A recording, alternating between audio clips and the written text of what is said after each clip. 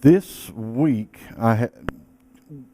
for some reason, began contemplating the most important belief that we have.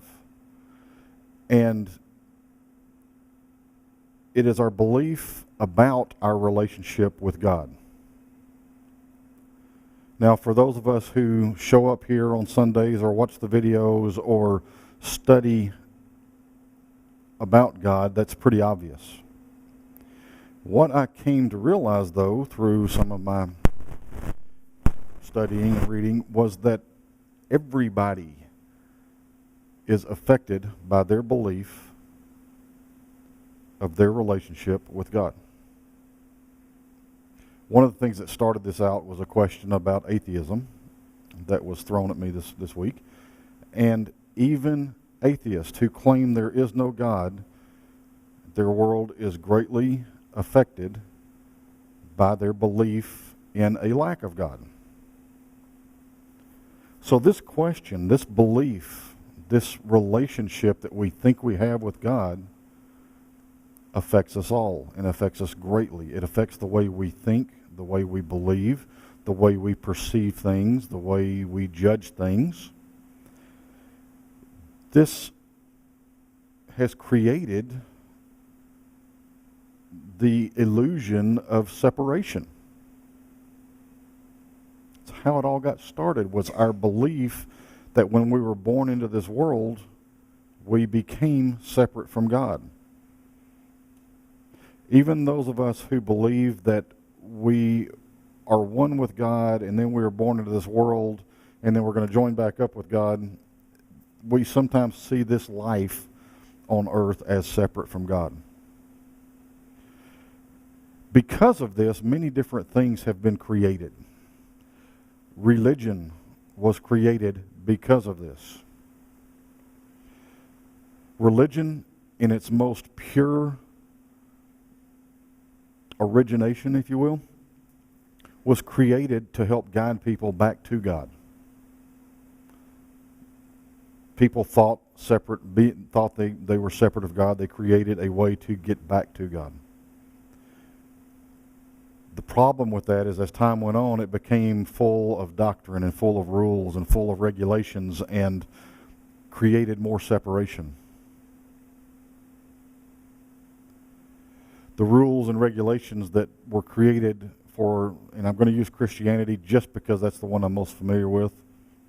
It's not that I'm picking on Christianity. Please don't see it that way.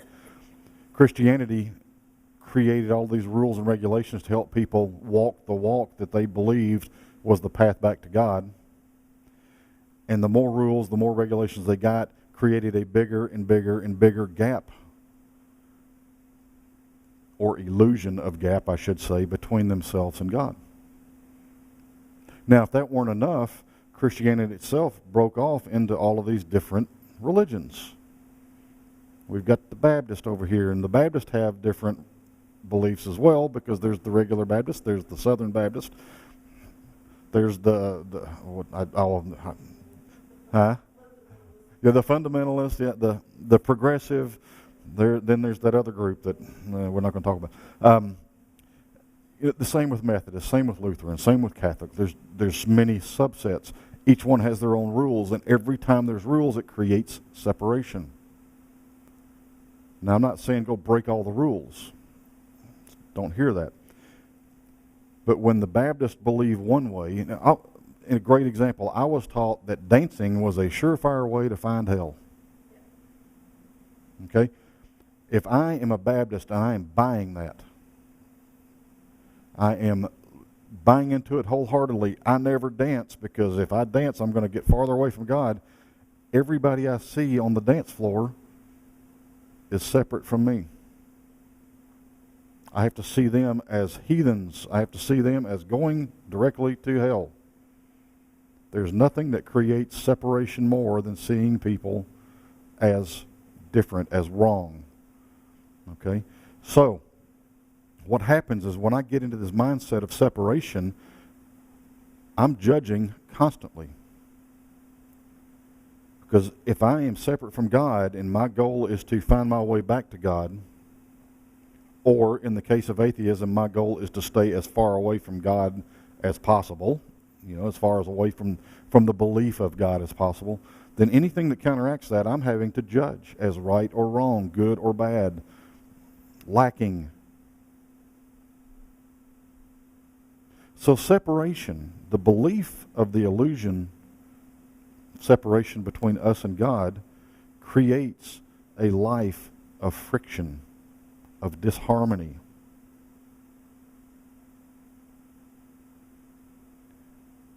We can only find harmony, and like we talked about last week or 2 weeks ago, whenever it was, about living a joyful life, we can only find that in oneness with God.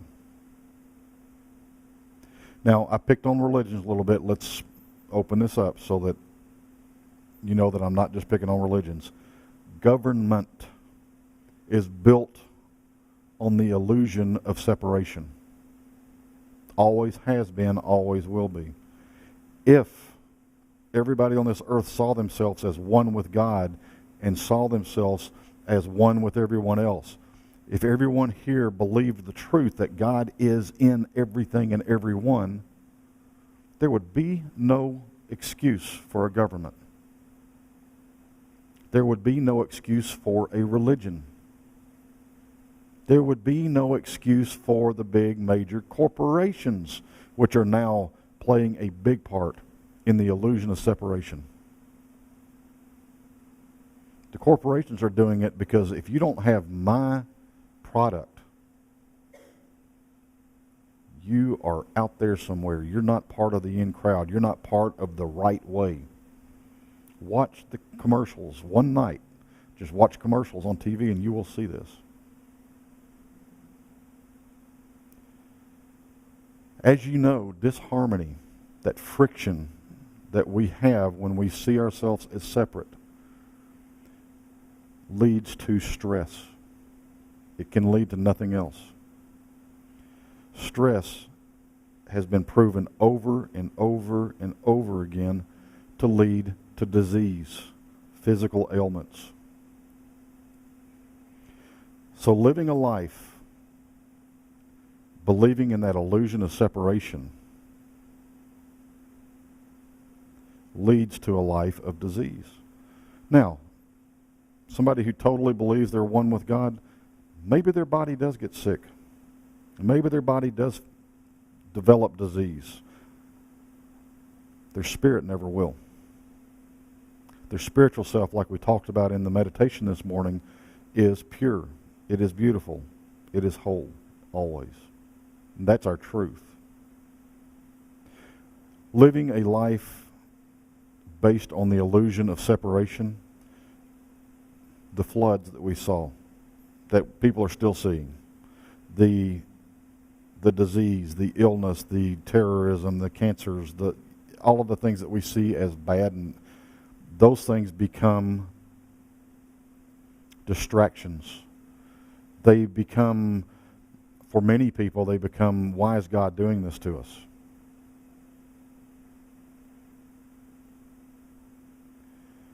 When we are one with God, as we truly are, as our truth is, those things aren't distractions. Those are expressions of God. And we find ways that we understand it. We find ways that we see the good in it instead.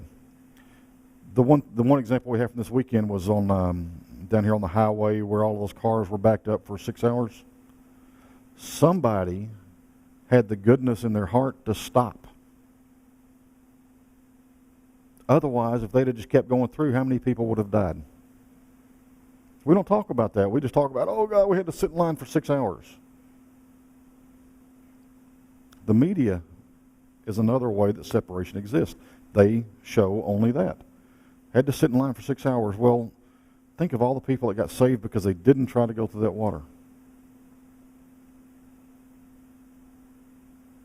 In a terrorist activity, think of all the people who did not set off the bombs. Think of all the people who did not die.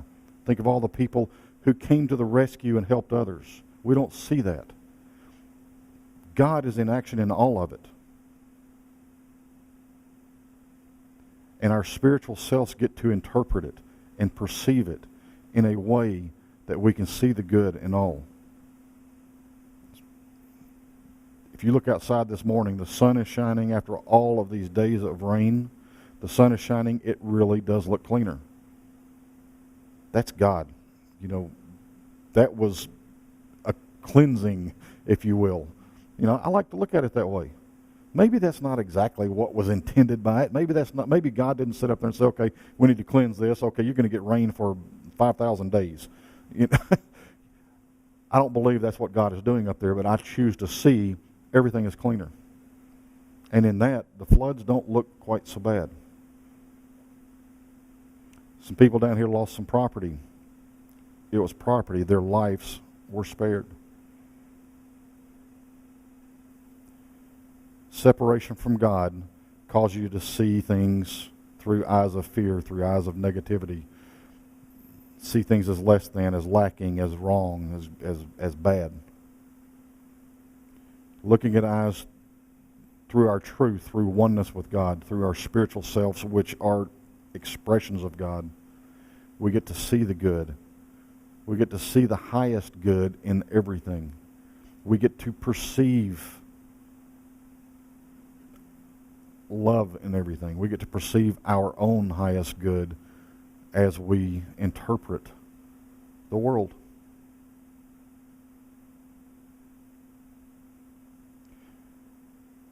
I choose not to believe that there is good and evil.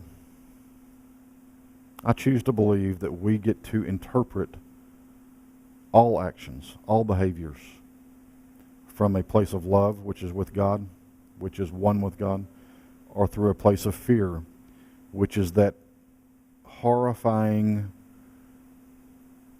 place that it feels like God has left us alone. You will never be alone when you're one with God.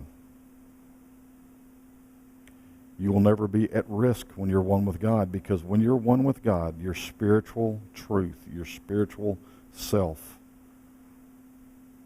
is where you're living from, and that cannot be harmed. That cannot be tarnished.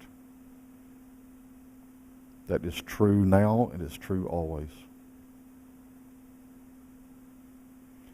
So live from your spiritual self. You are one with God. We teach this always, and I just love to, I wrote it down because I didn't want to forget any part of it. God is everywhere present. Any separation is an illusion. You cannot separate. You can just close your mind off. It's like if Gloria gets irritated at Billy, she can shut it off. She can tune it out. Well, that's what we do sometimes to God. And that's when we start seeing it as being separated from God. We're not. Just like when you tune out Billy, Billy's still there. You just tuned her out. Same with God. Stop tuning God out. It's really pretty simple. Stop tuning him out. God is everywhere present. God is within each and every one of us. And we can even go so far as to say God is each and every one of us. We are simply expressions. And let me add, we are perfect expressions of God. Even when we get to that point where we like to pretend we're separate from God, we're still expressions of God. We're still there. We are fully one with God always. Remember that. Embrace that. Own that. And love the person that you are. There's no separation, only connection. It is the most incredible relationship that we will ever have. And it puts a new light on every situation we run into when we view it from eyes of love, when we view it as one with God. That's your right, your birthright. Take it, accept it, own it, love it, and then share it.